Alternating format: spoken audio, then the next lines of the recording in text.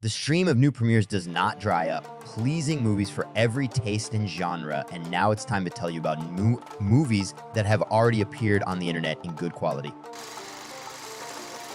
Number 1, The Haunting in Venice. See, this is the third Kenneth Branagh movie as the main character Hercule Poirot, and in fact the director. Along with him here starring Michelle Yeoh and Jamie Dornan and Kelly Riley, is time Kenneth Branagh's adapted one of Agatha Christie's later novels called The Halloween Party, 1947, post-war Venice. An old acquaintance of Hercule Poirot drags him out for a periodic seance to solve the mystery of summoning spirits, and naturally some sort of crime takes place there, which he will try to solve while all the suspects are locked inside an old house. In this part of the franchise about Poirot to the genre of detective, elements of mysticism are added, and the movie itself looks more chamber and atmospheric.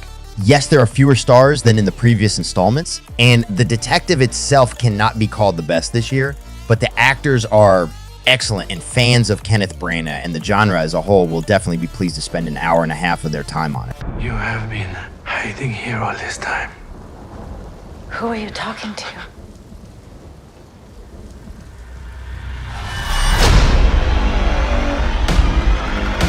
Number 2, Oppenheimer, the first biographical movie from Christopher Nolan with a whole host of star names in the cast.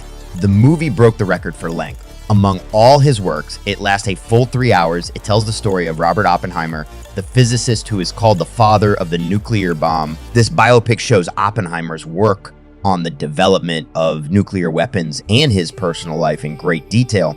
And it also covers 3 parallel stories of 40 years of chronology and no less than 15 central characters. Like many of Nolan's other films, this is a very dense and intense movie. It is difficult to call it entertaining. It is serious, in some places gloomy, large scale, and important. At the same time, with a strong script, masterful direction, and excellent acting, it makes you think, and therefore it is a must-see for everyone. 8,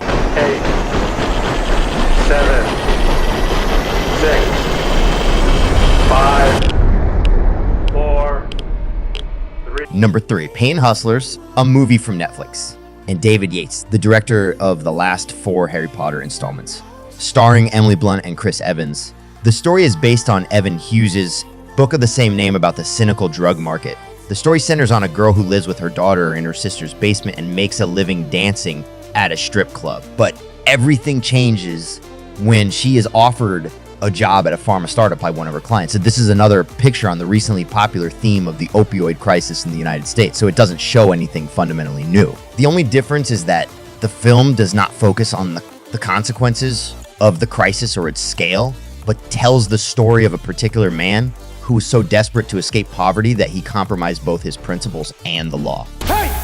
Get your shoes off! Get your shoes off! Number 4, Five Nights at Freddy's, a project from Jason Blum's company, Blumhouse. The picture is based on the series of video games Five Nights at Freddy's, created by Scott Cawthon. Therefore, a considerable number of people expected this picture. The action unfolds in an abandoned restaurant, Pizzeria Freddy Fazbear, which was once very popular. It is there that a guy played by Josh Hutcherson becomes a security guard who soon finds out that dangerous animatronics come to life at night in the institution. He will have to find out not only how the mystical oddities of the pizzeria are connected to a child abduction case and his visions, but also not to die. This is the highest grossing movie released by Blumhouse. They've already made over $200 million at the box office, which is 10 times their budget. But it has relatively low ratings, which is probably due to the fact that fans were expecting a gory thrash and their desires were crushed by the 13 plus age rating. In the end, the movie is entertaining and very watchable, but not scary. And the plot is definitely not the main thing here, but the animatronics preserved, the game and actors are pleasing.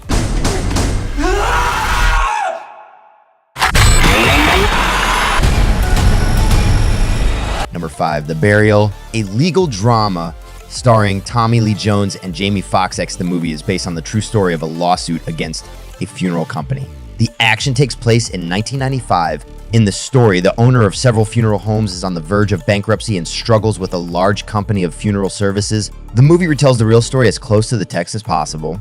It is restrained, uncomplicated, without any sharp plot twists. Just a courtroom drama in its purest form, played by excellent actors. I can't split the pole. Can't split the pole. Now, come on, Doc.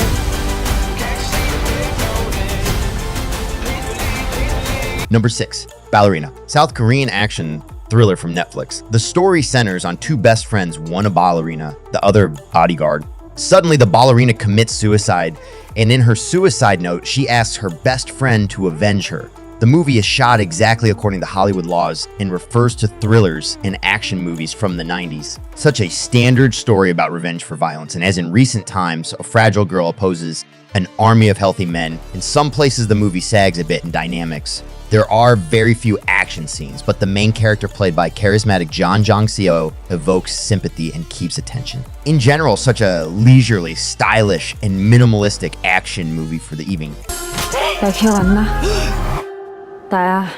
Number 7, The First Day of My Life. Philosophical tragic comedy about the value of life from Italian Paolo Genovese, author of Perfect Strangers. At the center of this story are 4 suicidal men who are strangers to each other. Before they pass away, they meet a man who offers them a week to live in an abandoned hotel and see a world where they no longer exist. Paolo Genovese always manages very well to tell simple human stories about important and eternal things, and this movie is no exception. And the idea of it is not so original, but it is very charming and presented in an interesting way. Ma perché va avanti? Va avanti comunque. Number 8, Full River Red, historical drama from the famous Chinese director Yimou Zhang, many of whose films have more than just historical or cultural value. Each scene in his pictures is a whole work of art. In general, the year 1146, in the center of the narrative is medieval China and competing dynasties and waging bloody wars. On the eve of important negotiations, there is an unexpected incident, and the main character, petty officer, has only a couple hours to figure out the traitor. The plot here is maximally twisted, unpredictable, and fast-paced, and it is absolutely impossible to predict how the picture will turn out in 10 minutes. And so until the very finale, perhaps some people will find it overdone with patriotism and pathos, but in fact, the movie is not devoid of subtle, ironic humor.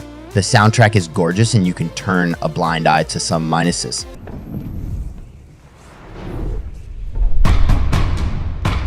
Number 9, She Came to Me, the opening film of the 73rd Berlin Film Festival, starring Peter Dinklage and Anne Hathaway. Several storylines of very different characters intertwine in this movie. A composer suffering from an existential crisis, a pair of teenagers who struggle to prove to their parents that their young love can last forever, and a woman who is overtaken by love in the most unexpected way. This is a lightly entertaining movie that is not overloaded with agendas and shows no new experiments in the genre.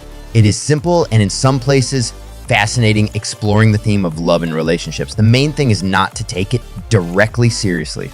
I mean, you don't kill men and eat them, do you? Well, I haven't yet.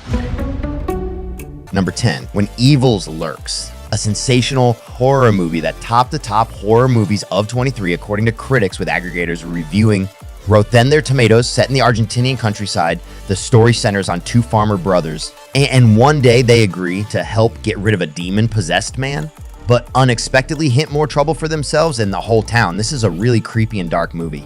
Events here develop as fast as possible, and an hour and a half flies by unnoticed. This horror movie is almost without screamers, but disgusting and horrifying moments are not for the faint-hearted enough.